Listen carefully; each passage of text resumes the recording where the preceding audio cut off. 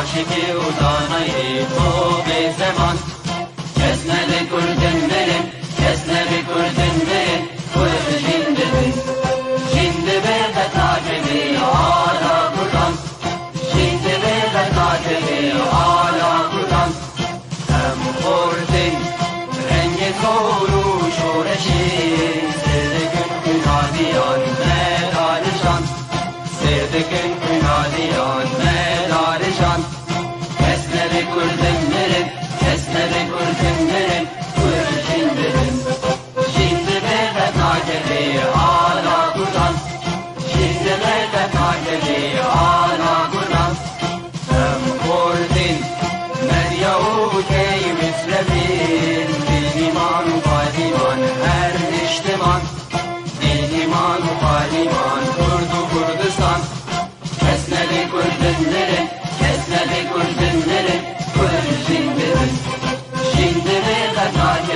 آلا کردن جند به قطعه آلا کردن لاغی کرد را گوی سرفی و شیطان بابقی نشید کن تاجی جهان بابقی نشید کن تاجی جهان کس نبکردن مرن کس نبکردن مرن کل جندن جند به قطعه آلا کردن جند به قطعه آلا کردن خوردنون که حاضر و آمادنه جان فدانه جان فدا هر جان فدا جان فدانه جان فدا هر جان فدا.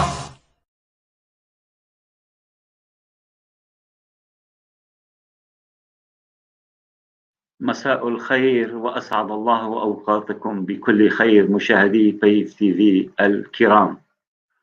نعلم جيدا أحبائي الأفاضل أن أهم أسباب انهيار السلم الأهلي وزعزعة استقرار المجتمعات والدول تكمن في تفشي حالة الفساد العام، وتبدأ من الهرم الأعلى لتتغلغل كالفيروس في كافة مفاصل الحياة وخاصة الاجتماعية والاقتصادية والسياسية، لتقتل وتهلك وتهدم كل أركان ومقومات الحياة الحرة الكريمة في الوطن ولدى المواطن الذي يكون هو بالنهاية الضحية الكبرى.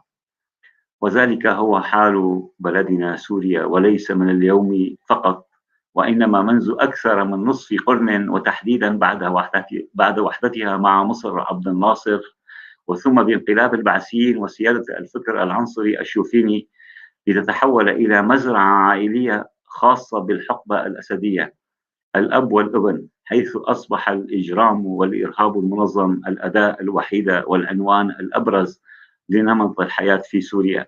وتكرست بشكل خاص بعد الثورة السورية التي سرعان ما تحولت لحلبة مصارعة دولية بتخطيط الزعيم أو الولد المعتوه بشار الأسد، وبمباركة من أيتامه أبناء غالبية المعارضات المنظمة التي نهلت من مدرسته كل مناهج وسبل القمع والتبعية والارتزاق ودمار البلد لأجل مبدأ الأنا وما بعدي الطوفان، وبدعم وتواطؤ إقليمي ودولي كامل. ذلك باختصار شديد بعض جوانب المأساة أو الكارثة السورية، وسنناقشها هذه الليلة مع ضيفينا الكريمين، الكاتب والسياسي الأستاذ غسان المفلح، وهو كاتب ومعارض سياسي سوري معروف من مواليد خوران. كتب في العديد من الصحف العربية كالحياة اللندنية والقدس العربي وغيرها، وهو أيضا معتقل سياسي لمدة 12 عام في سجون الأسد بتهمة الانتماء لحزب العمل الشيوعي السوري، وقضى معظم حياته في دمشق. أهلا وسهلا بك أستاذ غسان، نورتنا. أهلا فيك.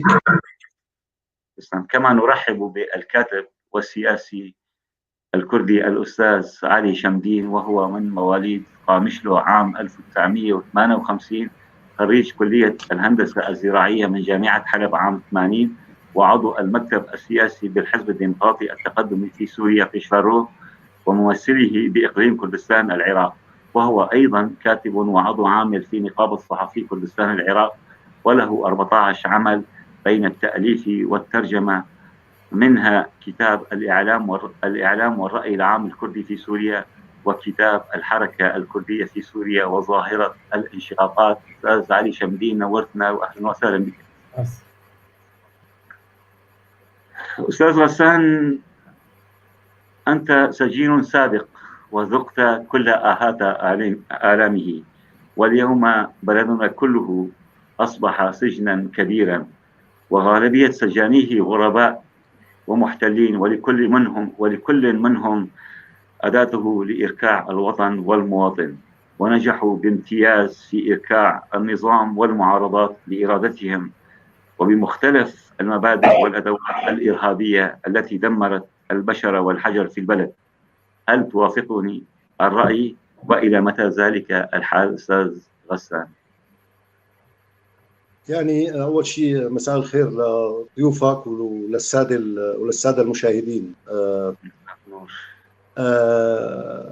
يعني المعادلة على قدر ما هي واضحة على قدر ما هي معقدة بنفس الوقت، يعني بمعنى أنه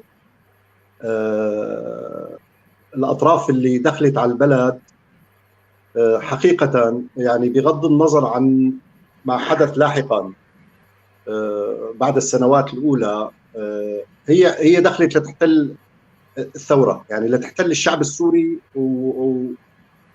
والخطوة اللي فاجأ فيها الجميع، يعني فاجأ فيها المعارضة، فاجأ فيها النظام، فاجأ فيها الدول الكبرى، فاجأ فيها دول إقليمية. فهذه المفاجأة يعني خربطت كثير من الحسابات، وبالتالي كان لازم هاي الخطوة كان لازم تنوئد، يعني كان لازم تنوئد بمهدى. فيعني ما خلوا وسيلة، بدءا من استخدام كل أنواع الجهاديين من أوروبا، من العراق، من أفغانستان، يعني ما خلوا.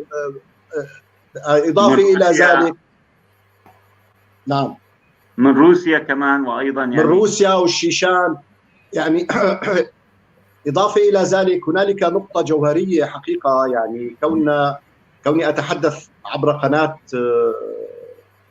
كردية، إن احنا يعني كمان قناة فايف تي في تبع الاتحاد العام للكتاب والصحفيين الكرد أستاذ. نعم تماما. ف كمان صار في عندنا مشكلة إضافية انضافت لكل هاي العوامل، هي جعل الوضع التركي وضع داخلي سوري. هذه مسألة حقيقة كمان لعبت دور، يعني في يعني كانت كما يقال يعني جزء من الذي حدث في سوريا من أجل وأد هذه الثورة، ومن أجل وأد هذه الخطوة التي قام بها الشعب السوري. وكلنا يعرف، ومن يعرف النظام السوري يعرف أن الذي كان يخرج في التظاهرة كان هو بالنسبة له مشروع شهيد.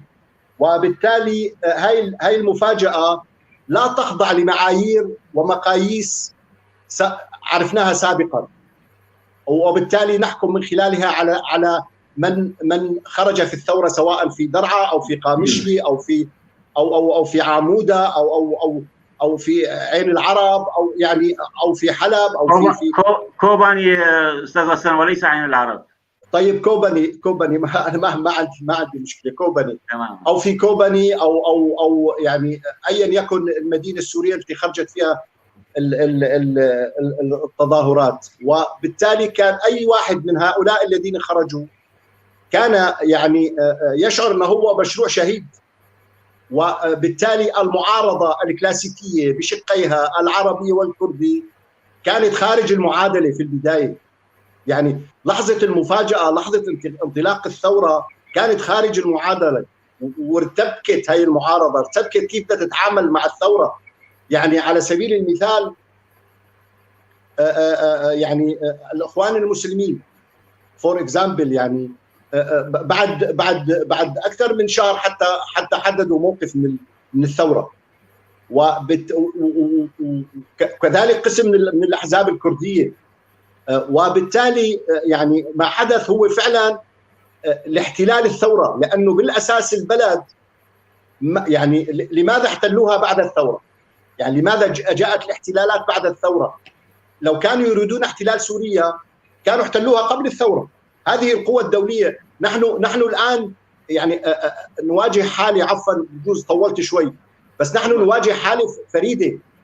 في سوريا الان اكبر جيشين في العالم واكبر جيشين في الاقليم، روسيا، الجيش الروسي، الجيش الامريكي، الجيش التركي، الجيش الايراني.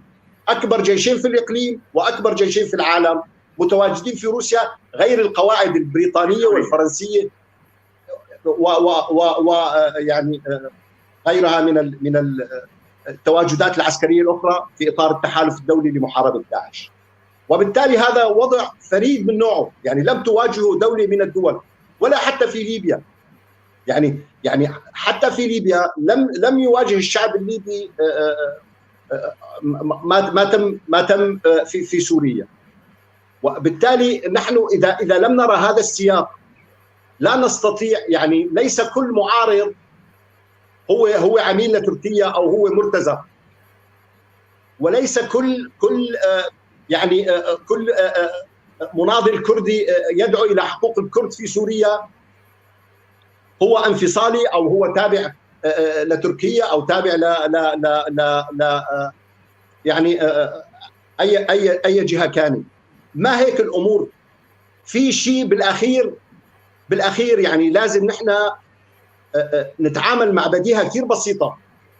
انطلقت الثوره اوكي، فيما بعد بصير الموضوع ميزان قوى، ما عادوا موضوع خطابات، ولا عادوا موضوع عفوا انه هذا المعارض اخلاقي ولا ما هو اخلاقي، هذا المعارض تابع للجهه الفلانيه ولا مو تابع. في ميزان قوى على الارض، في قوه ناريه فظيعه تعرضت للثوره السوريه، قوه ناريه. استاذ وسام، في المعارضه الاطر المنظمه هي من خضعت، لم نقل المعارضين انما قلت الاطر المنظمه كالائتلاف، كهيئه التنسيق، كغيرها. طيب يعني بس شو اسمه ملاحظه بما يخص من يعني الائتلاف اتى نتيجه وليس سببا. يعني نحن مشكلتنا يعني كما قلت انه نحن منحاكم الناس ومنحاكم الظواهر وفق يعني خلينا اقول مصلحتنا، مو وفق ما هي موجوده بالواقع. ما حدث بعد عام بعد رفع الرايه السوداء في تموز 2012، ما حدث منذ تلك اللحظه هو نتائج السياسه الدوليه بشكل عام. هذا لا يعفي اطلاقا من اتى من المعارضه بعد ذلك من مسؤوليات ومن تقصير ومن فساد سياسي وخلافه ومن تبعيه للدول وكل هذا. يعني عندما تصل يعني احيانا كما قلت انا من فتره على احد المنابر انه يعني ما اجتمعت معارضه الا كان في بغض النظر عن هي المعارضه كرديه، عربيه، اشوريه، ايا يكن، بيكون في بالفندق الثاني يعني سفراء وضباط استخبارات من 20-30 دوله.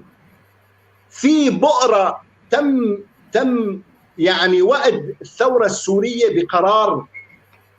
ما هي القصه انه والله يعني لو جبت انا مثلا جبت معارضه ستاندال يعني اللي الناس تحكي عليها انه هذا الرجل نزيه اخلاقيا ونزيه سياسيا وعلماني ويساري، كل الصفات اللي انت بتحبها حطها فيه، ومع حقوق الاقليات ومع حقوق الناس ومع حق تقرير المصير، كل الصفات المثاليه حطها فيه.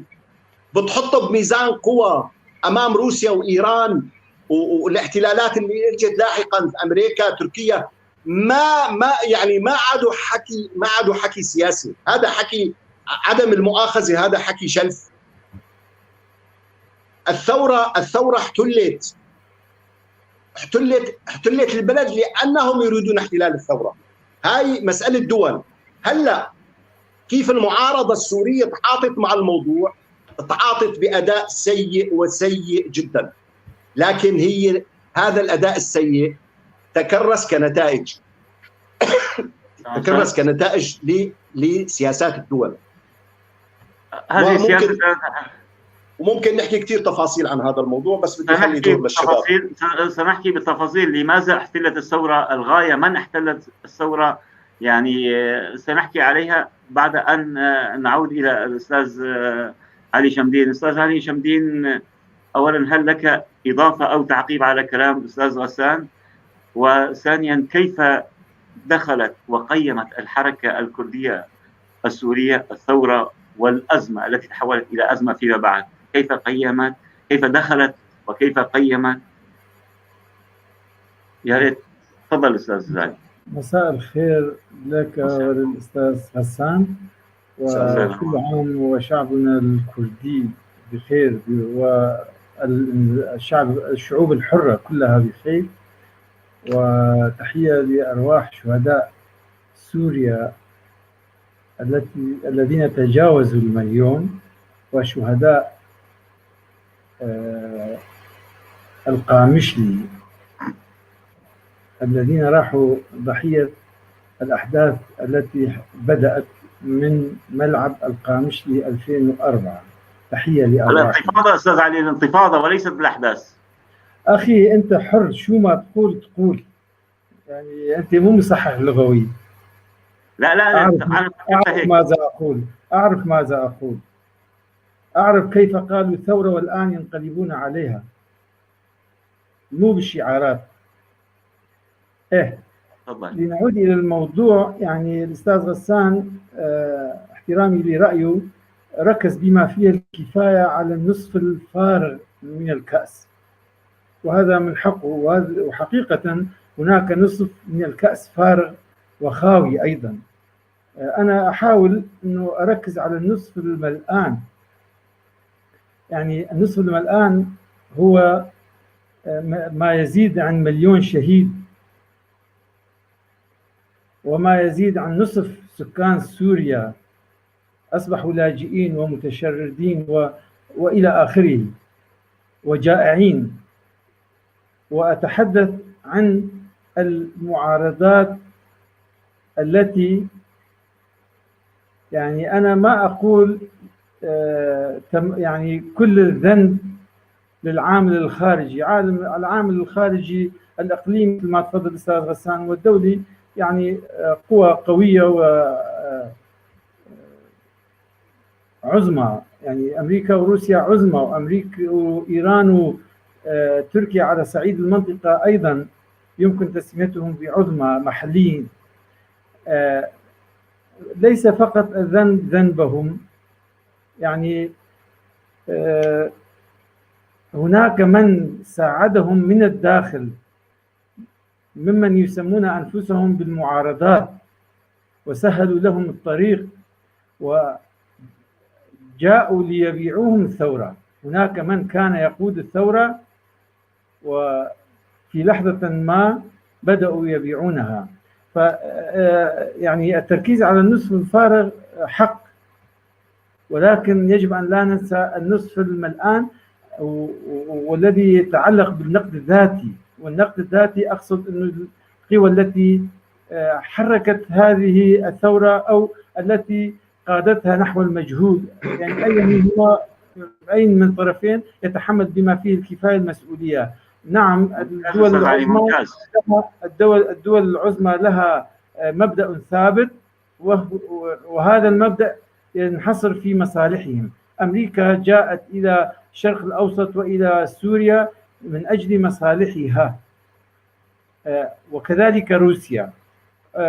إيران وتركيا هذا موضوع آخر، يعني ليس فقط المصالح، ما يتعلق بالجانب الكردي لها مهمة أخرى أيضا، يعني حتى تتضرر مصالحها كمان، تظل متمسكة بإلغاء الجانب الكردي من أي معادلة حتى ولو في جنوب أفريقيا.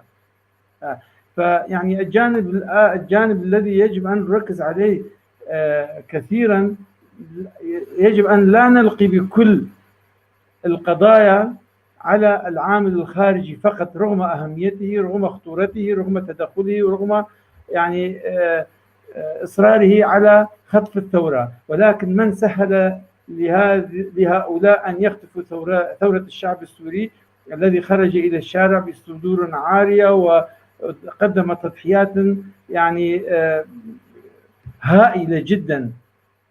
هذا الجانب في ذكرى السنوية العاشرة لما تسمى بالثورة السورية، في هذه الذكرى لابد من الوقوف على اتجاهات ومسارات هذه الثورة.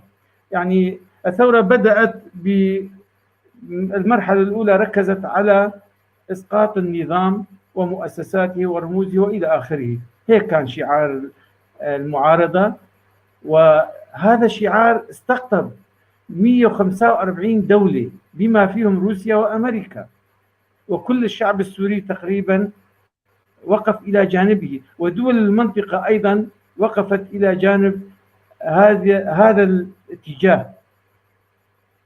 المشكلة وفعلا أضعفوا النظام، والمشكلة التالية أنه المعارضة لم تتكون، والخاصة العربية لم تتبلور ولم تتكون إلا خارج البلاد وفي دولة جارة. طبعا المعارضة لما تتشكل هناك ستكون رهينة لمؤثراتها وراضخة لشعاراتها ومطالبها، وهي تركيا حدودها مع سوريا 800 كيلومتر، وعن طريق المعارضة بدأت تركيا، يعني أنا بصراحة أقول أول الدول التي خطفت الثورة من الشعب السوري هي تركيا، بدأت من تركيا ومن ثم تم تداولها بين الدول الأخرى.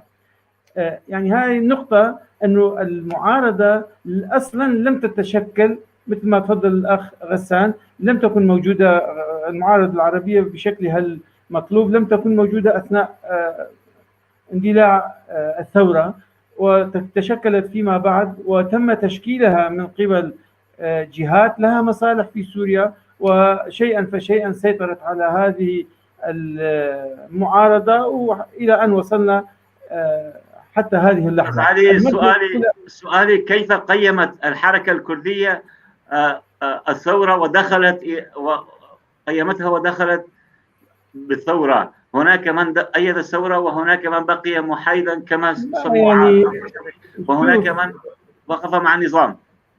كأخي سليمان، يعني الشعب السوري خاصة الحركة الكردية أستاذ علي، خاصة الحركة الكردية كانت معروفة هي والإخوان المسلمين أكثر تنظيما كانت.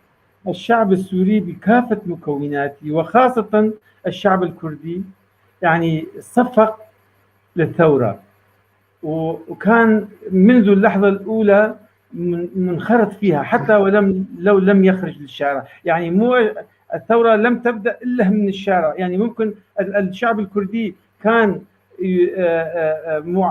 الشعب الكردي يخوض معارضة ضد النظام، معارضة سلمية سرية، يعني مو منذ الربيع العربي، منذ 2004، منذ تأسيسه، لأنه النظام منذ الحزام العربي بالضبط، نظام يعني النظام البعث لما استلم السلطة عام 1963 وانت جاي، دفع هو النظام بممارساته وبمشاريعه العنصرية وبسياساته الشوفينية دفع الشعب الكردي غصبا عنه إلى المعارضة، وظل معارض إلى اليوم. يعني أنا يؤلمني أن أذكر ما قاله السيد المالح.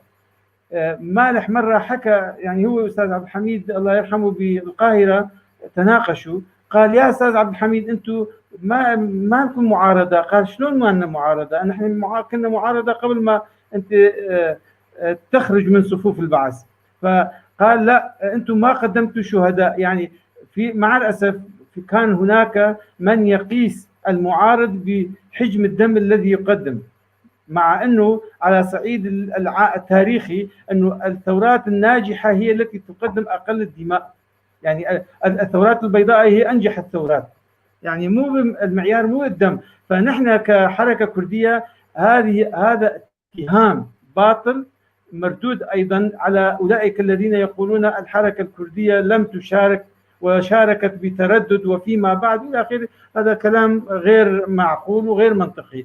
الصح أنه الشعب الكردي كان يخوض معارضة ضد النظام، أي نظام، منذ 63 لحتى الآن، لأنه يعني ما كان منتظر الربيع العربي، لأنه الأنظمة المتتالية دفعته كما ذكرت سابقا بممارساتها، دفعته رغما عنه لجبهة المعارضة. يعني حتى الذي كان يصير بعثي كان عليه خط أحمر، لا يستلم المناصب وإلى آخره، لأنه مجرد كونه كردي. يعني هاي قضايا معروفة ولا أريد أعيدها وأذكرها هنا. ولكن من يقول بأن الحركة الكردية تأخرت في الانضمام إلى الثورة هذا شيء غير دقيق. وحبذا، أنا هلا الآن أقولها، يعني حبذا لو استمرت الحركة الكردية في بداياتها كما بدأت منذ بداية الثورة ولمدة 3 أشهر 4 أشهر. يعني كان قرارها حين ذاك بمجموع الأحزاب الكردية، لم يتشكل حين ذاك المجلس الكردي. كانت الحركة الكردية تقول سوف نتعامل مع الأحداث بقدر ما تتطور هذه الأحداث في مصلحة الشعب الكردي والشعب السوري أو ضدها. يعني كنا مثلا نحن لو تأخرنا أكثر ربما كانت المنطقة الشرقية كلها، بغض النظر مو بس العربي الكردي، العرب كمان كانوا في أمان ربما. بس موضوع المعارضة، نحن معارضين منذ ما قبل الثورة ومنذ ما قبل الربيع العربي ومنذ ما قبل 2004. أما خروجنا للشارع، الخروج لم يكن بدفعة واحدة. يعني النظام هو الذي دفع هذه المعارضات نحو التسليح ونحو استخدام السلاح ونحو الاقتتال، وورطتهم. يعني بداية التوريط، بداية اختطاف الثورة بدأت من توريط المتظاهرين في العمليات العسكرية. طبعا النظام هو المسؤول عن هذا الموضوع، ولكن يعني نحن كحركة كردية كنا ندرك هذا الموضوع، وتجربتنا عام 2004 كانت واضحة. يعني أنه الكرد يصبحوا وقودا والآخرون يتفرجوا، هذا كمان ظلم كان. فالموضوع المعارضة، الحركة الكردية بمجموع فصائلها كانت شريكة في المعارضة، وكانت سباقة في أن تكون معارضة للأنظمة. أما المشاركة في المظاهرات وهذا موضوع آخر. يعني ضغوطات النظام هي التي حددت خريطة الخروج إلى الشارع وعدم الخروج. أول مظاهرة طلعت بدرعا، ليش مو بالدير الزور؟ لأنه النظام بلش من هنيك، بلش يفجر الاحتقان. فالاحتقان بلش لأنه أصلا النظام متأخرا وصل للمناطق الشرقية وبلش يفجر نقاط الاحتقان الموجودة عند الناس. يعني الموضوع الأساس هو أنه نحمل الجهات الخارجية ما حصل. أنا أعتقد ظلم، هذا ملخص ما أريد أقوله. 2، الحركة الكردية يعني ربما كغيرها من مكونات الشعب السوري ارتكبت أخطاء أو انتهجت سياسات هنا وهناك خاطئة، ولكن بمجملها كانت جزءا أساسيا من الثورة. الذي غير مسار الثورة هي المعارضة التي تشكلت في اسطنبول تحديدا، هي التي غيرت مسار الأحداث على الكرد وعلى الآخرين. سنعود إلى ذلك أستاذ علي سنعود إليك بعد أن نسأل الأستاذ غسان. يعني طبعا أنت سمعت منذ فترة قريبة جدا أسيرين سوريين لدى إسرائيل، أسير وأسيرة رفضا العودة إلى سوريا، يعني فضلوا سجون العدو الإسرائيلي الذي طنننا أو أذننا منذ الطفولة إلى هذا اليوم، العدو والشرس والهمجي. طلع المواطن السوري يفضل سجن العدو على جنة الوطن. الوطن مقسم ما بين النظام والمعارضة، حتى هذول رفضوا العودة إلى مناطق المعارضة كمان. يعني هذه رسالة مؤلمة. ما سئلوا هن إذا بيرجعوا مناطق المعارضة ولا لا، ما سئلوا تماما. بس السؤال يعني أنه قالوا كل سوريا، هي نقطة. يعني طبعا هل لك أيضا تعليق على أو تعقيب على كلام الأستاذ علي؟ تفضل. لا أنا ما عندي تعقيب كثير يعني، بس أنا موضوع العامل الداخلي أنا بعتقد إنه حكيت عن الموضوع، إنه المعارضة تتحمل مسؤولية يعني بشقها العربي والكردي. ما أنا ما يعني ما عم بقول إنه ما عم حمل فقط العامل الخارجي، بس أنا لما بدي أحكي عن المعارضة بدي أحطها ضمن ميزان قوى، ضمن لوحة القوى الفاعلة بسوريا. يعني ما بصير أنا والله يعني حتى تركيا، يعني مثلا خلينا نحكي هيك ببساطة أحمدي، يعني من يمنع أردوغان من الوصول إلى دمشق؟ هل أردوغان لا يتمنى أن يصل إلى دمشق؟ لا يتمنى، مو بس أردوغان، وطهران وأمريكا وكله، بس كل دولة لها حساباتها وإلى موازين قوة متحكمة فيها.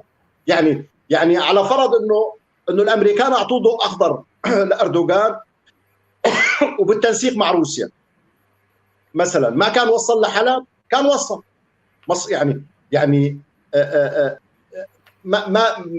ما فينا نحن نتعامل لما بتاخذ دول كبرى سواء على الصعيد العالمي او على الصعيد الاقليمي، لما بتاخذ قرارات بشأن دولة محددة، ما فينا نيجي نقول انه والله امريكا لو ما مثلا وجدت عملاء لها، او تركيا لو ما وجدت عملاء لها، او روسيا لو ما وجدت عملاء لها، او ايران لو ما وجدت عملاء لها. يعني هذا حكي انا بعتقد نوع من اليوتوبيا ما موجود بالتاريخ.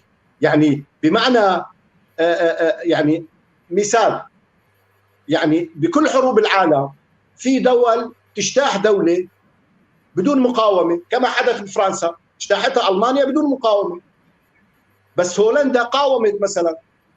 هلا هون الموضوع بيختلف، مو معنى ذلك انه الشعب الفرنسي سيء والشعب الهولندي جيد، بس هيك في عوامل اخرى، يعني في قرب.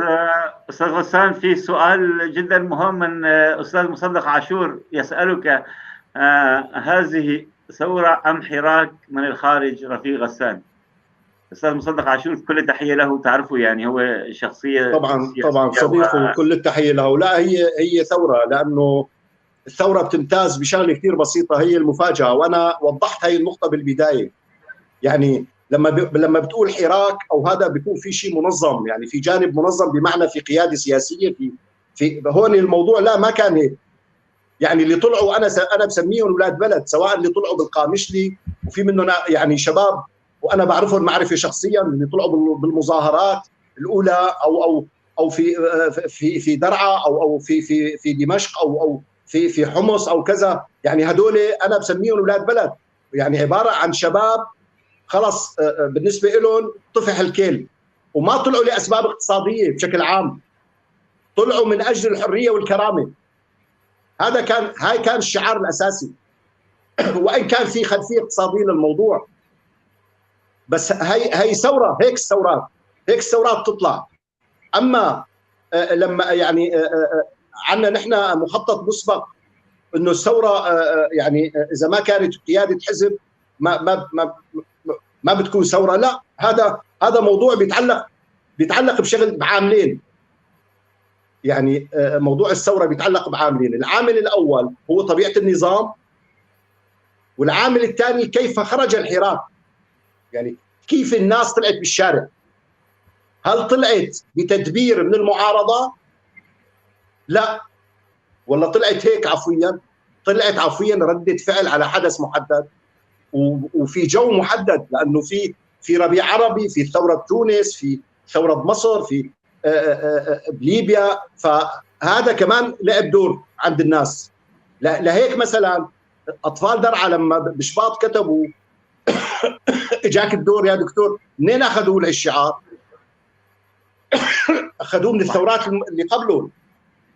اذا الثوره هي بنت حالها، ليست بنت ما سبق، بمعنى ما سبق من ايديولوجيات وتصنيفات للسياسه وللمعارضه، لا، هي بنت حالها، هي بنت الحدث نفسه. يعني مثال اخر، التظاهره اللي طلعت بالحريقه كان ممكن هي تشعل الثوره كلها لو ما انه حسن النظام يستوعبها وقسم من تجار الحريقه يعني او بعض الناشطين حولوها لترديد شعار تعظيم ببشار الاسد. كانت ممكن تكون بدايه الشراره، يعني بدايه الانتفاضه او بدايه الثوره الحقيقيه.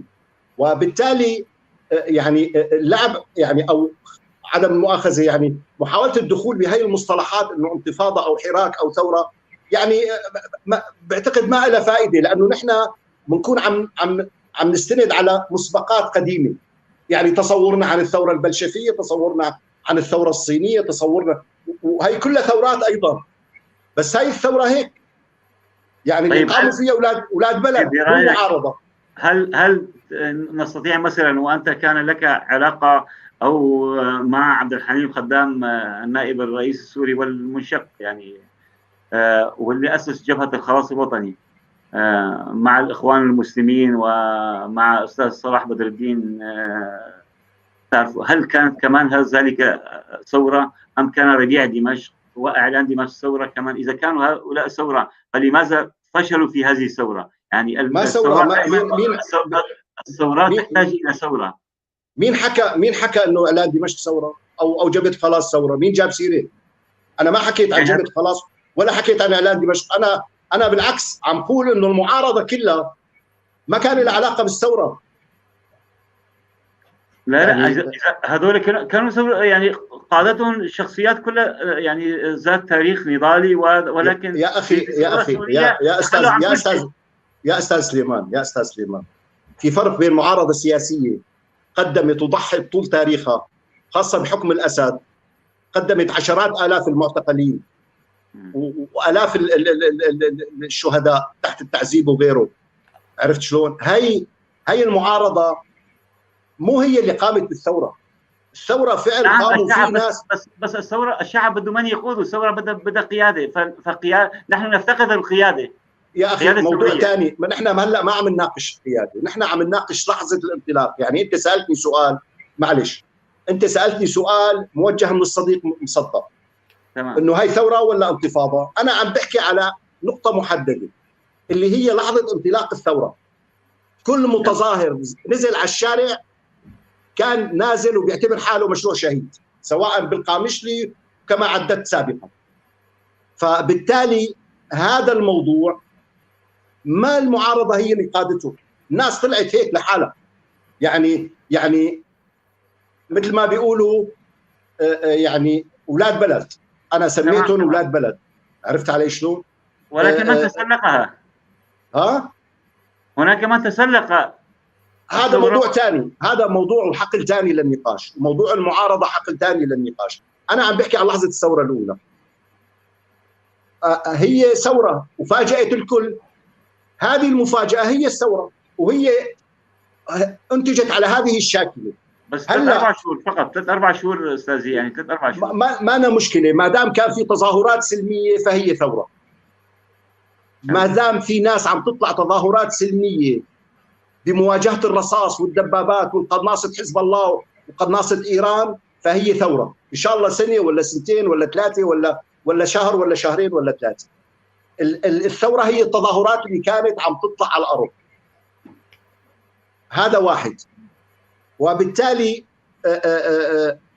بقيت التظاهرات اكثر من سنه، حتى احط المدن كلها بشار الاسد، معه ايران والميليشيات الايرانيه وحزب الله.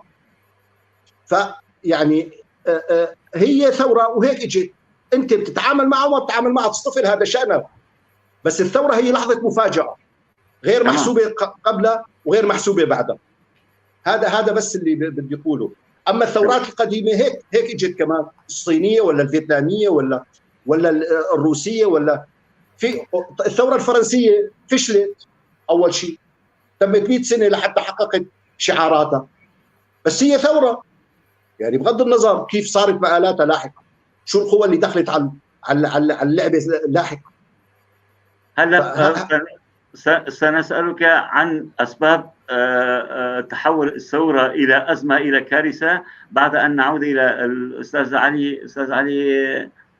أستاذ غسان بيقول كانت ثورة، ووجود الحركة الكردية في عام وولادتها في عام 57 كانت ثورة بحد ذاتها في الوسط الكردي السوري يعني، وبشعار ومع مرور الوقت القصير تحول الحزب الواحد إلى حزبين يسار يمين ثم بعدين أحزاب إلى هذا اليوم.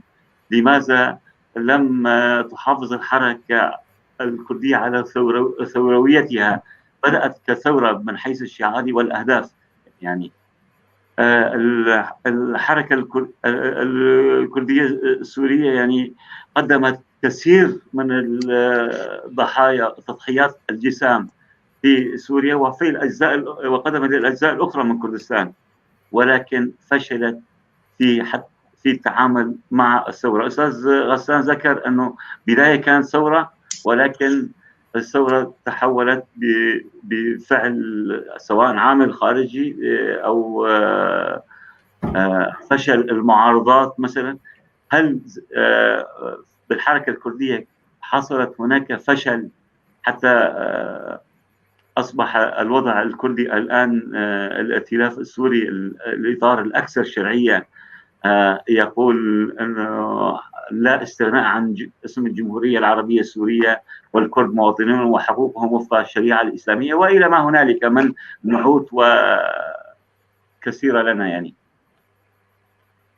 والله يعني ليست هناك تباينات كثيرة بين موقفي وموقف الأستاذ غسان. يعني يبدو أننا كلنا نتحدث من جبهة واحدة. بالتأكيد طبعا. هذا أولا. ثانيا ولكن نتمنى أن تتحول تلك الجبهة لإنجاح الثورة في سوريا، لإنجاح الثورة إلى ثورتها. لا والله إنجاح الثورة طلبك جاء بعد فوات الأوان، ولكن لو نقدر أنا وأستاذ غسان أو أمثالنا الكثيرين أن نتوصل إلى نسج خطاب وطني يضمن حقوق الشعب الكردي دستوريا. أستاذ غسان عفوا، أستاذ غسان البرنامج الدخان عندنا لا مشان نحن في الحزب الديمقراطي التقدمي تلاميذ عبد الحميد درويش لم نتربى على الشعارات البراقة. الشعارات البراقة جميلة جدا وسهلة التداول وسهلة التبني كمان. انت قلت هلا قبل شوي كمان استاذ علي قلت شعار، هي استاذ صبري رسول ذكر انك انت ما جاي على الاستاذ صبري رسول. نحن اثناء الاحداث كنا نقول هذا، كنا نقول احداث القامشلي وخذنا جدالات عقيمة مع الاسف، لانه نحن في الحركة الكردية خاصة، ويبدو انه الحركة العربية بعد أن تأسست أيضا كذلك، يعني نحن جاهزون نمضي ونقضي السنوات في نقاش البيضة من الدجاجة أو الدجاجة من البيضة. فيعني موضوع الأحداث الذي جرى في ملعب القامشلي، يعني أستاذ صبري رسول أحترمه وأحترم سؤاله أيضا. نعم أنا بمناسبة ذكرى أحداث القامشلي كتبت مقال وشاركت في ملف ولاطيمة حول الموضوع. أول كلمة أنا كتبتها الأحداث فعلا الذي بدأ من ملعب القامشلي يعني لم تكن منظمة ولم تكن مهيئة، كان حدثا ولكن تحولت لانتفاضة، تحولت الأحداث. كما أنت قلت. أما فيما بعد نحن نسميها بأحداث القامشلي، يعني الذي بدأ بالقامشلي، وما بعد ذلك تم تنظيمه ودخلت الحركة الكردية على الخط ودخلت جهات أخرى إلى آخره. صارت مواجهات، صارت العالم تطلع على الشوارع ببرنامج. فهذا موضوع آخر. نحن في الحزب الديمقراطي التقدمي نقول في بداية الذي جرى في ملعب القامشلي في اليوم الأول وحتى يوم تشييع الجنازات، ما جرى في القامشلي أبدا نحن نقول أحداث ليس كرها بالانتفاضة، وإنما نسمي الأشياء بمسمياتها. أما بعد ذلك يمكن تسميتها انتفاضة، لأنه تحولت إلى انتفاضة أو انتفض الشعب أو إلى آخره. هذا تسميات جاءت فيما بعد، مثل ما تفضل هلا الأستاذ غسان قال بدأ الناس بالخروج إلى الشارع، كان سموا هذا الخروج ثورة. أما الآن نفس الذين خرجوا إلى الشارع وسموه بالثورة، سموا هذا الخروج بالثورة، الآن يسموها بالأزمة أو بالكارثة أو بأي شيء آخر. يعني لا يوجد هناك شيء ثابت. ما جرى في ملعب القامشلي هو أحداث. ما بعد ذلك انتفض الشعب الكردي في كل الكرة الأرضية وتضامن معه أصدقائه أيضا وإلى آخره، يعني يدخل في إطار الانتفاض ضد الظلم والاضطهاد، ضد السياسات الجارية إلى آخره. أما ما جرى في الملعب لم تكن انتفاضة. المهم هذا أستاذ غسان مفلح عامل ثورة بالإعلام بالتدخين والشاي، وهي بحد ذاتها ثورة في المقابلات الصحفية. بس هذا الأستاذ صبري رسول سائل ومن حقه يسأل، وأنا مسؤول عن مقال الذي كتبته وكتبناه سابقا وسنكتبه في المستقبل أيضا. ليس جكارة، ليس تحدي، ليس عنادا، وإنما تسمية الحدث، تسمية ما وقع في ملعب القامشلي باسمه. أما ما حدث وما استتبع فيما بعد هذا موضوع آخر. أستاذ علي، موضوع أساسي. الموضوع الآخر موضوع تشتت الحركة الكردية في تعاملها مع ولك كتاب قيم أزمة الانشقاقات، كتاب جيد جدا يعني عن أزمة الانشقاقات. مع الأسف المرضى الكثيرون يعلمون الطبيب مهنة الجراحة ومهنة الطب. مع الأسف الانشقاقات الكثيرة التي حصلت لدينا هي التي علمتنا أن نكتب عنها، لولاها لما كتبنا. يا ريت أنه ما حصل انشقاقات وما كتبنا هالكتاب. نعم، عندي كتاب باسم الحركة الكردية في سوريا وظاهرة الانشقاقات، وتناولت هذا الموضوع بدقة. الموضوع يعني الحركة الكردية بداية الأزمة أو الثورة التي بدأت في سوريا أو التظاهرات التي حصلت في سوريا. يعني الحركة الكردية بدأت موحدة إلى حد ما، لنكن منصفين. يعني اجتمعت مباشرة تحت مسمى مجموعة الأحزاب الكردية، واستطاعت هذه الأحزاب أن تنظم شؤونها. ولكن فيما بعد توزعت وتشتتت على الجبهات التي ولدت في الميدان. يعني إذا تعود إلى تلك الأيام ترى أنه هناك ثنائيات النظام، وتم تأسيس ما يقابله المعارضة. إيران وجدت تركيا مقابل إيران، جاءت روسيا وجدت أمريكا، وهكذا ثنائيات. مع الأسف الحركة الكردية يعني علتها ليست في عددها، علتها أنه انقسمت على هذه الجبهات. يعني انقسم، هي أكثر من 20-50 حزب، ولكن تبلوروا ضمن إطار الجبهة المجلس الوطني الكردي. المشكلة أنه لما تشكلت جبهة النظام والمعارضة، جبهة روسيا وأمريكا، وبالتالي جبهة تركيا وإيران، المشكلة الأساسية أن الحركة الكردية انقسمت على هذه الثنائيات.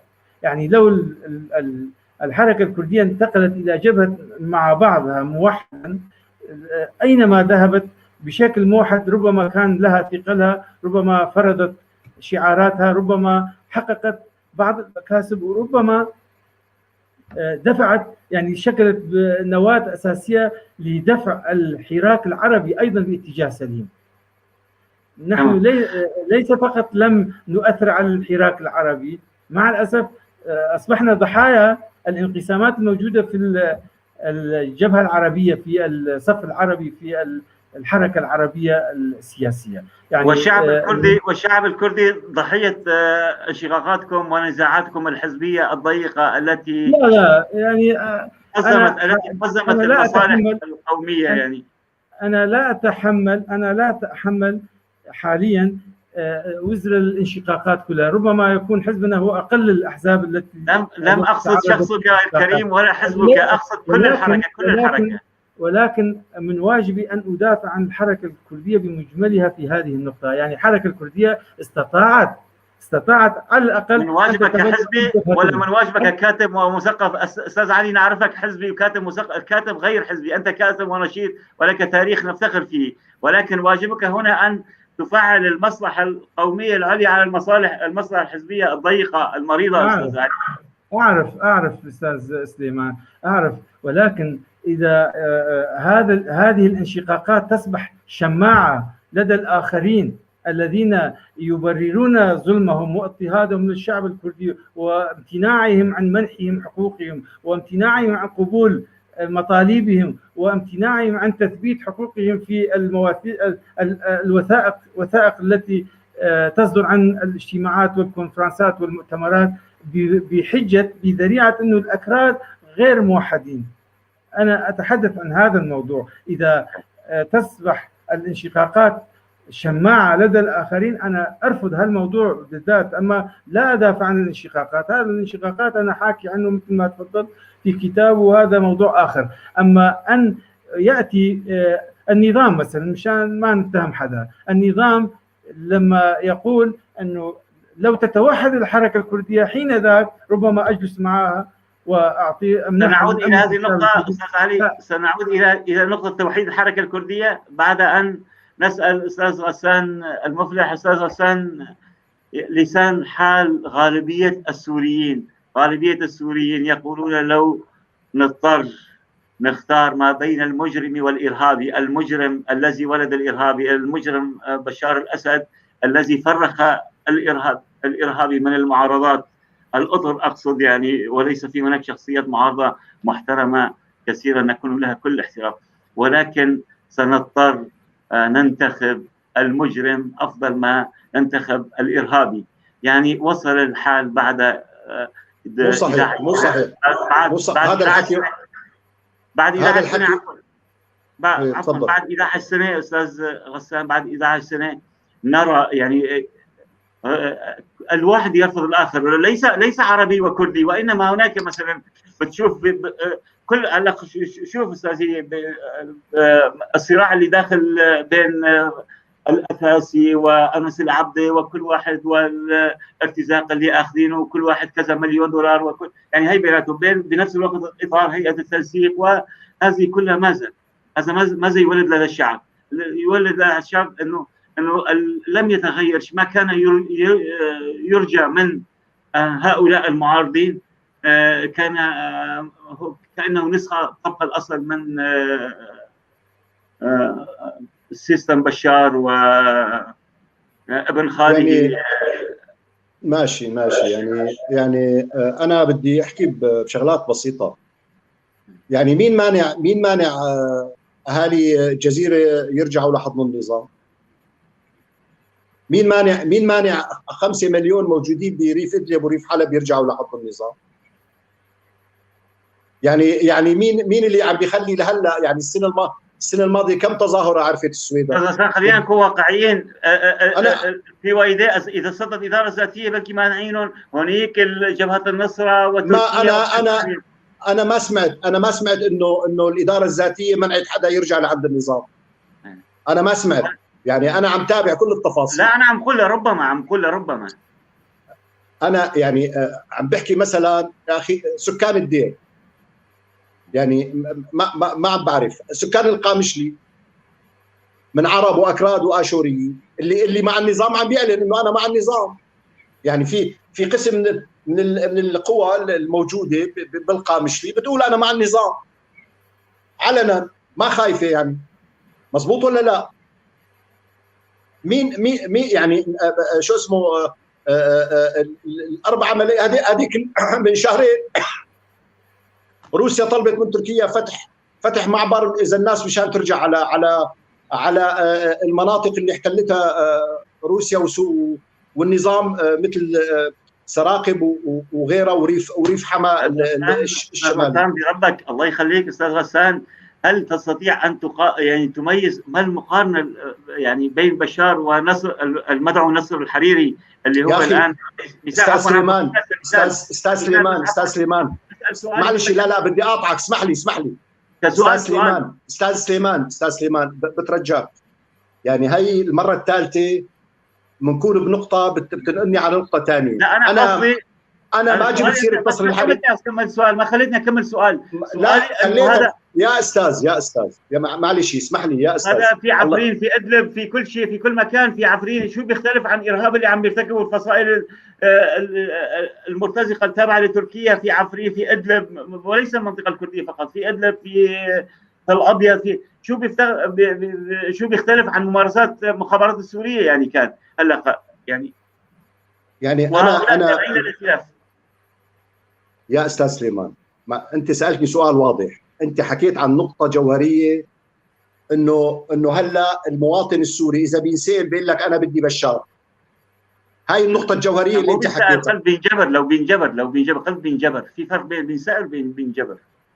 لا قلت بينتخب حتى، يعني بده ينتخب بشار. قلب بينجبر بينتخب بشار. ماشي اوكي يعني معلش، يعني انا في مواضيع لحالها بتحتاج جلسه لحالها. يعني في نقطه انت طرحتها وانا جاوبت عليها. انا عم بقول انه ما حدا بيجبر حدا بالمناطق هي، لا بإدلب ولا بريف حلب ولا بجزيره، انه يرجع او يبقى غصب عنه بالمنطقه. الناس بدها ترجع لحضن النظام، ما حدا عم يوقفها. في ناس عم ترجع. لبنان قديش عم يتعرضوا اللاجئين السوريين لضغوطات. امبارح تقرير منظمه العفو الدوليه، تقرير صادم عن وساخه اجهزه الامن التابعه لحزب الله والميليشيات الثانيه. طيب الناس ليش ما عم ترجع؟ وعايشه بأسوأ ظروف لجوء بتاريخ العالم. الظرف اللاجئ بلبنان من أسوأ الدول بتاريخ العالم استقبلت لاجئ. أنا قصدي من السؤال قلت لك بالبداية أنه المجرم والإرهابي صرنا نتوه بين التمييز بينهما. مو كل معارض للأسد إرهابي. يعني هاي المعادلة، هاي الثنائية، أنا ما بعرف كيف يعني كيف يعني الجيش هلا الجيش الوطني اللي تابع للائتلاف هذول شو يعني المرتزقه هذول شو؟ اسمعني شوي. كل كيان بنناقشه لحاله. يعني ما بصير مشايله، القصه مو مشايله. كل كيان بنناقشه لحاله. استاذ غسان دائما وقت نقول انه قال استاذ غسان انسان محترم، فمعناته 51% من صفاته محترم، وانا عارفك انت مبدع ومناضل. ما هيك 51% من صفاتك هيك، فغالبيه المعارضات هيك كذا. ما يعني مش انا بسيكولوجيا السياسه بسيكولوجيا. يا استاذ سليمان معلش. يعني انا لما بدي احكي على عفرين بقول الاحتلال التركي بعفرين معلش خليني اكمل. واللي دخلوا على عفرين مثله محتلين ارتكبوا جرائم. خلص انتهينا. يعني ما هيك الحكايه. عرفت علي شلون؟ ما هيك تتناقش الامور. في موقف ازاء حدث محدد انا باخذ منه موقف. انتهينا. بس انه بصير كل شيء كله يعني ارهابي وبشار الاسد ويعني بصير في هون يعني ندخل بمرحله شرطه، ما عاد حدا بيعرف حدا. عرفت علي شلون؟ الشغله الثانيه نحن انا حكيت فكره من البدايه وبتمنى انه الناس تناقشها بهدوء. قلت انا انه من احد المشاكل اللي حدثت للثوره السوريه هي نقل الصراع التركي على سوريا بين البكك والحكومه التركيه. صار هذا الصراع داخلي، ما عاد صراع تركي، يعني كردي تركي مع تركي مع حكومه تركيه، صار كمان صراع داخلي بسوريا. فيعني هاي المساله مثلا بتغيب عن اللوحه، وهي بيتحملها طرفين، بتتحملها قياده قنديل وتتحملها قياده الاخوان بشكل اساسي. تماما. عم بحكي على السوري، عم بحكي على سوريا. تماما انا اوافقك تماما. وبالتالي نحن امام وضع معقد جدا. هذا الوضعيه يعني يا استاذ في شيء بالسياسه الدوليه يعني ما بيخضع لرغبات وكذا. يعني بعطي مثال كثير بسيط. امريكا تعتبر واوروبا تعتبر حزب العمال الكردستاني في تركيا حزب ارهابي، وبتتعامل معه في سوريا. طيب هل هذه دول تريد يعني تاخذ قرارها بناء على شويه معارضين وقفوا معه، او شويه معارضين وقفوا ضده، او شويه معارضين مستقلين، او يعني هذا حكي بنقضي فيه وقت على السوشيال ميديا. طيب الى متى استاذ هالحاله استاذ غسان؟ الى متى يعني سنكون انا صريح، يتقاذفها تماما. انا صريح. انا مقالي الاخير بملف حرمون قلت لا حل في الافق. امريكا ومع الدول التي تتشارك في الملف السوري تريد تزمين الوضع كما هو، سنه سنتين 10 3 ما مهم. ما في بالافق، ما في حل دولي مطروح، واي حدا بيحكي غير هيك من وجهه نظري مو صحيح حسب معلوماتي وحسب رؤيتي للمساله.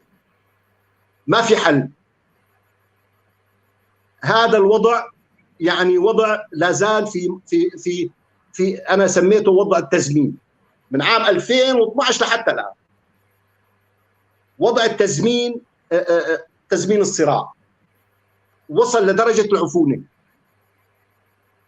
ولكن في ليبيا نرى في ليبيا هناك بدأ نقاط لانه امريكا بدها، الاداره الجديده امريكا بدها تحل الوضع الليبي وتحل الوضع اليمني. هذا خيار ما حدا بيناقشه، لانه امريكا ارادت بنحل الخيار الليبي. السوريين لا ليس لديهم شيء بايدهم، لا قرار السياده ولا اي قرار يخص مستقبلهم. ما في. انا هلا بعطيك يعني لوحه سوريا. هلا بشار الاسد مو بيقولوا انتصر النظام؟ طيب بشار الاسد قبل 2011 لم ينتصر، هو مختار، انتصر بمختار حي واحد. اسمح لي. قبل 2011 بشار الاسد مستولي على كل سوريا من القامشلي لدرعا، ومن درعا لباب الهوى مستولي عليها كاملا، له كامل السياده عليها. هلا الجزيره ما له سياده عليها. شمال ريف حلب وريف قسم من ريف اللاذقيه وريف ادلب ما له، ومدينه ادلب ما له سيطره عليها. وضعيف بالسويدة وضعيف بدرعا. اضافه الى ذلك المنطقه اللي هو مسيطر عليها واللي مفترض انه هي عم تدبك له بالانتصار، مشاركينه بالسياده ايران وروسيا. هذا بفضل الثوره، هذا نتيجه الثوره. يعني هو حاليا في له شريكين فوق راسه بالصرمايه، ايران وروسيا وحزب الله. حزب الله بالقصير سيد مطلق. والقوى العراقيه والقوى الشيعيه العراقيه قول هي تابعه لايران، بس حزب الله بالقصير سيد مطلق ما بيسترجي النظام يفوت عليه. اذا ما وافق له حزب الله. وينه هذا الانتصار؟ انا ماني فاهمه، يعني وينه؟ فقط مثل ما حكى الاستاذ علي انه صار 1,000,000 قتيل و12 مليون مهجر، وجاب تركيا على سوريا، وايران على سوريا، وروسيا جماعه استانا على سوريا، واعطاهم حصص وسيادات، والامريكان فاتوا غصبا عن الجميع. شغله ثانيه مشان انه العامل الذاتي، يعني كهيك مناقشه للاستاذ علي. يا استاذ علي، اسرائيل ملكه الاجواء السوريه. روسيا لا تجرؤ ان ترد على طائره اسرائيليه، لا تجرؤ ان تقول لاسرائيل ممنوع الدخول في الاجواء السوريه. لماذا؟ لانه القرار امريكي اسرائيلي، مو لانه اسرائيل لها عملاء بسوريا، مو لانه لها معارضه عميله. روسيا العظيمه لا تجرؤ. لا تجرؤ طبعا، لا تجرؤ، وعم تحرجوا. اصلا بوتين لم يدخل سوريا الا بهذه الضمانه، انه لنا الحق في السيطره على الاجواء السوريه باي لحظه، والا لن يدخل جندي روسي الى سوريا. ما الموضوع ما مزحه، يعني مو شغله والله انه اسرائيل تجيب روسيا على سوريا ومتحكمه روسيا بكل الملف، وامريكا توافق على الموضوع والله ويعملوا يعني زفه لبعضهم. ما هيك السياسه. اسرائيل لها شرط حتى على ايران. ليش ايران ما بتسترجي ترد على اسرائيل بسوريا؟ اللي هي حامله شعار المقاومه والممانعه والالاك الفاضي والزعبره وفيلق القدس وفيلق الزباله وكل هي القصص. يعني ليش ما بتسترجي ترد على الطيران الاسرائيلي؟ الواضح القصه واضحه. هذه الدول دخلت بقرار دولي بالتشارك بالتفاوض بالكذا لوأد الحراك السوري بشقيه العربي والكردي، وما نضحك على بعضنا. هيك الدول تشتغل. لما اوباما بيطالع قرار يمنع تزويد المعارضه السوريه بصواريخ مضاده للطائرات، ما في دوله بالعالم تسترجي تفوت صاروخ. ما الموضوع ما هيك. بافغانستان العكس. بافغانستان لما امريكا اخذت قرار، الجهاديين حبايب الاعلام الفرنسي بهذيك الايام عيونهم زرق ومناضلين من اجل الحريه، جماعه القاعده بالثمانينات، اعطوهم صواريخ، ولا طالبان اعطوهم صواريخ مضاده للطائرات الامريكان. هلكوهم للسوفييت. فبالاخير يا استاذ القصه في ميزان قوى، محكوم بقوى، محكوم بمصالح. المعارضه اداء سيء وكثير، فيها مرتزقه ما هب ودب، وفيها عملاء بدك اكثر من هيك. بس هدول نتيجه. ما كان لو في قرار، لو في على الاقل يعني نيه دوليه، مو باسقاط الاسد يا اخي، بالوصول لتسويه مع الاسد من بالست اشهر الاولى من الثوره. كان انفرض هذا الموضوع. كان امريكا كانت فرضته على الكل، بس ما بدهم. خلص اخذوا قرار بتحويل سوريا الى مقبره. هذا ما سنعود اليه ونسال استاذ علي، تحويل سوريا الى مقبره باراده دوليه ولا حل في الافق، ولا قرار ولا شيء بيد السوريين لتحديد مصيرهم بانفسهم. هل ذلك ينطبق على حال الحركه الكرديه، على الوضع الكردي السوري ايضا؟ استاذ سليمان، الذي يتابع الشأن السوري يجب أن يعرف أنه عام 2011 أول مؤتمر للمعارضة انعقد في القاهرة، حضره الأستاذ عبد الحميد ممثلا عن المجلس الوطني الكردي في سوريا، وأجرت معه جريدة مصري اليوم. بداية الثورة 2011 معظم السوريين كانوا يقولون أن النظام ساقط، ولكن هو صرح لهذه الجريدة، والجريدة موجودة، قال بأن أمريكا وروسيا سوف يشتغلوا بسوريا، يعملوا في سوريا إلى أن يوصلوا بها إلى على شكل أن تصبح على شكل جثة هامدة. سيعملوا فيها إلى أن تصبح جثة هامدة. بعد ذلك يبدأوا بتقسيمها. هلا نحن وصلنا على التقسيم كمان، يعني حين ذاك شلون يا أخي أنت تقول جثة هامدة والنظام ساقط وما بعرف شو. ما أريد أن أقوله أنه يعني ليس اختراع لما نقول أنه أمريكا وروسيا أصحاب النفوذ في سوريا، ولا ليس هناك أي تطور أو تغيير أو تحول يحدث بدون علمهما. هذا صحيح، مثل ما هلا تحدثت أنه أستاذ عبد الحميد بهذا ب 2011 حكى هيك.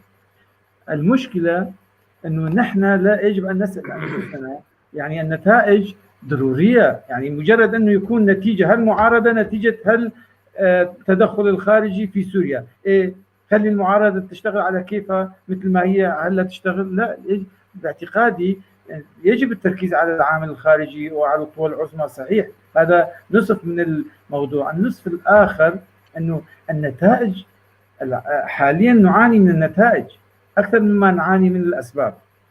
فالسؤال برأيي لو نعود إلى عنوان الحلقة ربما كان مسار النقاش أفضل، أنه سوريا بين مطرقة النظام وسندان المعارضة. النظام مفهوم، يعني خلال 60 سنة عمليا أثبت لنا أنه هو بنفسه أثبت بممارساته بأعماله بسياساته بجميع أشكال تصرفاته أنه نظام ديكتاتوري وغير منفتح على الشعب وغير جاهز لتلبية مطالب الذين خرجوا إلى الشارع يطالبون بالكرامة والحرية. والدليل أنه فيما بعد نجح في رفضه مع الأسف الشديد. يعني هو عمل على استراتيجية رفض الاستجابة للخارجين إلى الشارع، وبسهولة استطاع أن يحول الظهور السلمي في الشارع إلى ظهور إلى جبهة عسكرية، ودخل أدخل المظاهرات والحراك الجماهيري السوري في نفق الاقتتال الداخلي. بهذه المعادلة كان هو الأقوى. طبعا ظهر النتائج أظهرت هذا الشيء. فهذا من جهة، من هذا ما يتعلق بالنظام. النظام حتى اللحظة الراهنة النتائج، يعني جميع النتائج تأتي لصالحه. ربما هو ضعيف، وهو بالفعل ضعيف، وبالفعل لا يستطيع أن يقاوم، وربما لو لم تتدخل سوريا لما استمر حتى الآن إلى آخره. هذه قضايا أخرى. في النتيجة، ما دام الأستاذ غسان يركز على النتائج، في النتيجة النظام بعد 10 سنوات موجود، وموجود على الأقل مو أضعف من بداياته، يعني ما أقول أقوى، ولكن ليس أضعف من 2011. هذا من ناحية. الناحية الأخرى نحن كشعب سوري كمعارضة بجميع مكوناتها ماذا فعلنا؟ أنا بدي أخذ ترمومتر وحيد وأقيس عليه القضايا الأخرى.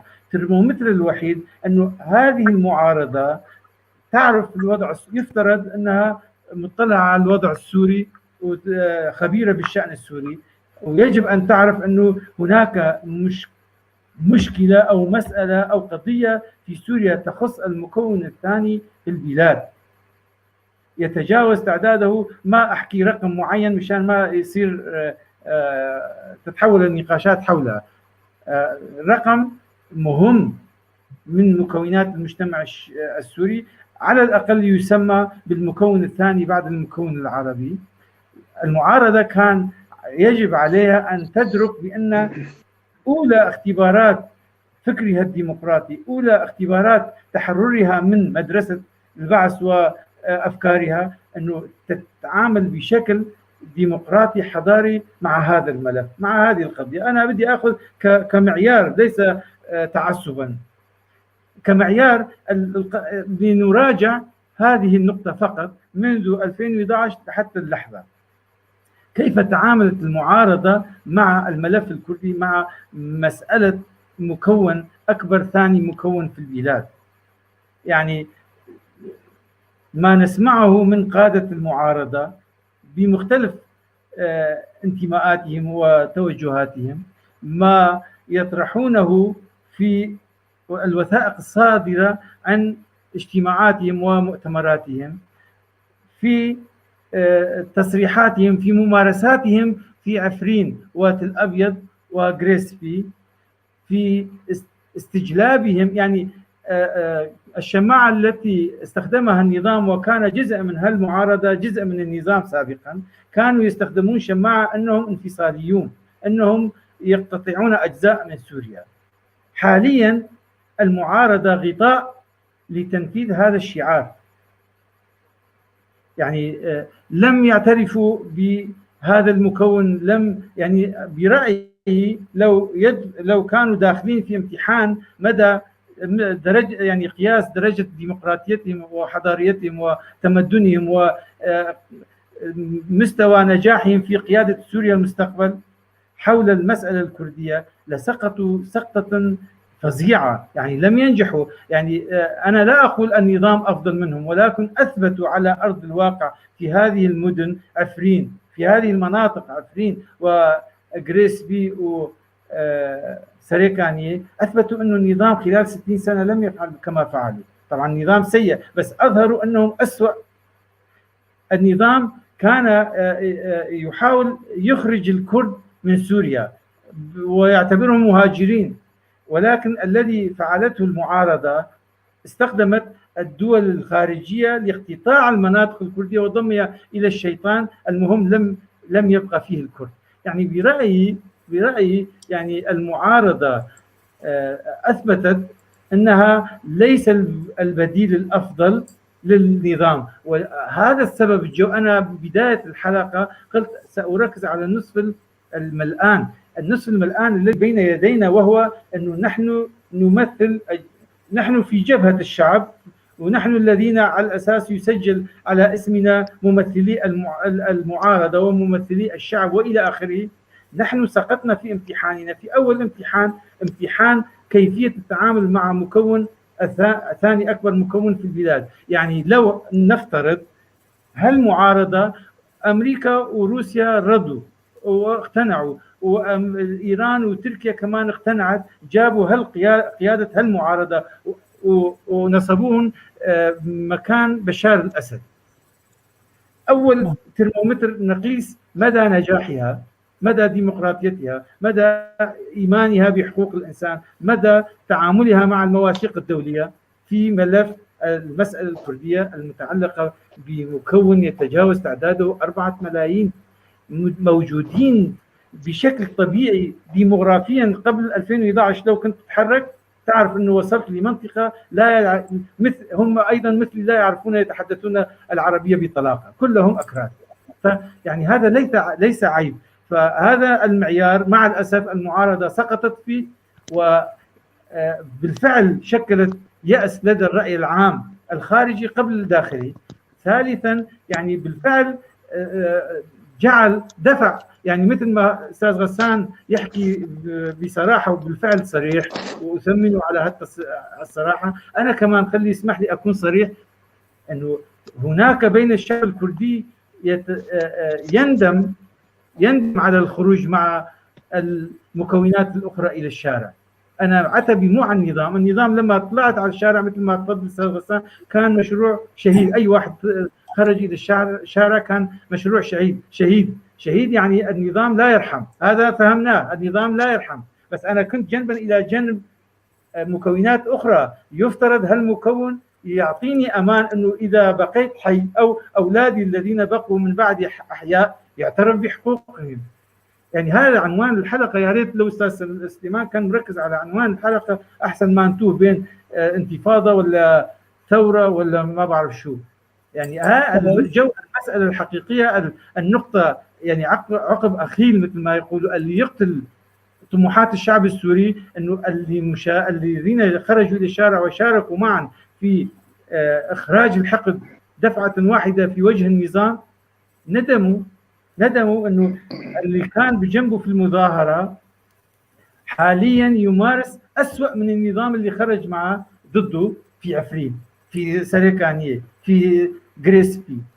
يعني هذا لا يمكن تسويق هذا الوضع، هذه القضيه تحت شعار الحركه الكرديه غير موحده، حين اللزوم الحركه الكرديه تتوحد. خلال 3-4 سنوات توحدت هولير واحد وهولير اثنين وهوب، يعني حين اللزوم ممكن تتوحد الحركه.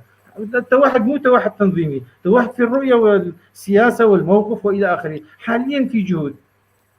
طيب يعني شكرا استاذ علي. التركيز على عنوان الحلقه استاذ سليمان، عنوان الحلقه ضيعنا كثير من الوقت. سوريا المستقبل او سوريا الراهن بين مطرقه النظام الذي لا يستدعي كثير النقاش، والمعارضه التي لا زال هناك من يراهن عليها ومخدوع بها. طيب شكرا استاذ علي. استاذ سليمان، طبعا مع الاسف الشديد النت بالظاهر عنده انقطع، فانا اضطريت ادخل بديل عنه بشكل مؤقت كمان، وان شاء الله الوقت حكينا عليه. تمام، ان شاء الله يرجع هيك بالسلامه وسريعا ويعفيني من هالمهمه. بدي اسال الاستاذ غسان، طبعا شكرا لوجودكم على قناه بيف تي في، شكرا للمعلقين للمشاهدين واللي عم يكتبوا تعليقاتهم واسئلتهم. فنبلش استاذ غسان بسؤال الدكتور محمود عباس لك. سؤال الاخ علي ومفلح ايضا: هل سيكون هناك اتفاق بين المعارضه والنظام يوما ما؟ وهل سيتم كتابه الدستور؟ يا ريت استاذ مفلح غسان نبلش من عندك. لازم ما بتظن ما هيك؟ سبق وابديت تشاؤمك بالناحيه السوريه انه من هلا ول10 سنوات يمكن ما يكون في شيء. نعم. شو رايك انت؟ انا اظن. تظن شو استاذ علي؟ اظن يعني ليست المعارضه لا تقبل الاتفاق مع النظام حتى الان لم يقتنع. تمام. خليني بس احكي لكم شغله. النظام سوف يقبل لو سمحتوا يا شباب. طبعا مثل ما بتعرفوا المندوبه الامم المتحده لملف سوريا هو نرويجي الاصل.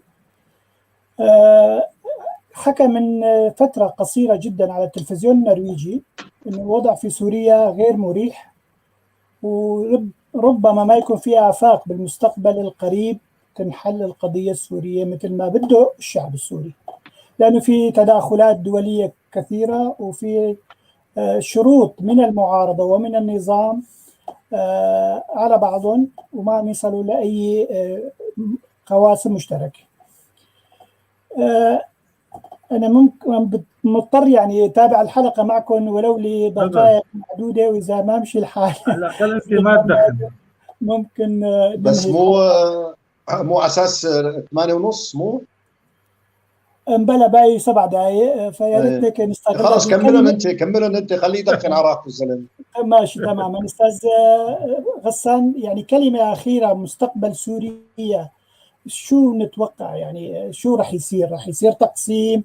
راح يصير فدراليات مثل ما يتوقع حدا؟ اي سيناريو عندك؟ انا تقديري يعني، وارجو ان اكون مخطئ. تقديري الامر العسكري الواقع الان، امر الواقع العسكري الامني القائم الان، يعني المنطقه اللي فيها العلم الامريكي اللي هي منطقه الاداره الذاتيه، المنطقه اللي فيها العلم التركي اللي هي منطقه الفصائل، ومنطقه النظام، هذول 3 مناطق امنيه باعتقادي واوضاع غير مدستره. هذا الوضع باعتقادي سيستمر سنوات، ويعني بصير على طريقه ما حدث في الجولان. الجولان موت بالتقادم بالتزمين، يعني خلص راح. ف بالقانون يعني الدولي الجولان عفوا استاذ غسان، يعني بتصورك عفرين راحت لتركيا خلاص؟ انا بتصوري الوضع هذا الامني، نعم هذا الوضع الامني، الا اذا امريكا اتخذت قرار بخلاف ذلك. لكن هذا الوضع الامني الثلاثي هذا وضع انا من وجهه نظري سيستمر سنوات. نعم. انا واتمنى طبعا ان اكون خاطئ. طيب شكرا استاذ غسان.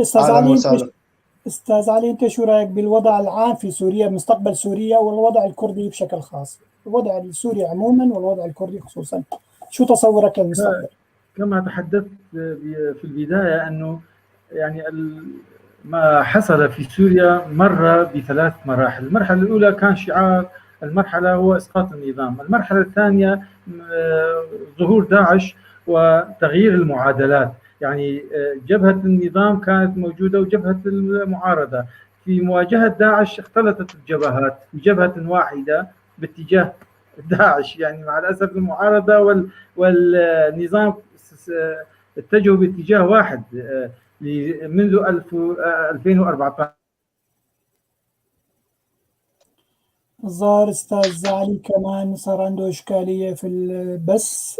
نرجع لك استاذ غسان نحكي كلمه اخيره للمشاهدين وننهي الحلقه. يعني انا بشكركم رغم انه عندي شويه ملاحظات.